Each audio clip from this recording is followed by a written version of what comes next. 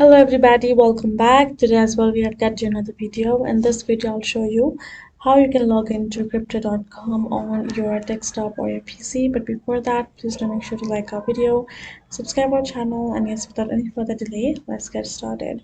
So for that matter, open up your browser as I have done, type in crypto.com or wallet extension.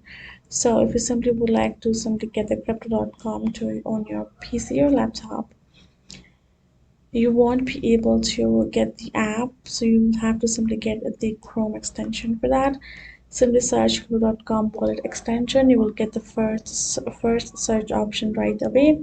Tap on that one link, and from over here simply tap on the option of add to Chrome. Now all you gotta do is tap on this add extension and it will simply start downloading, and it will be available on your desktop likewise, and you can use it however you want. It will work sufficiently like on your phone, and you're good to go. So this is it guys. Hope this video was helpful to y'all. Thank you so much for watching, and I'll see you guys in our next video.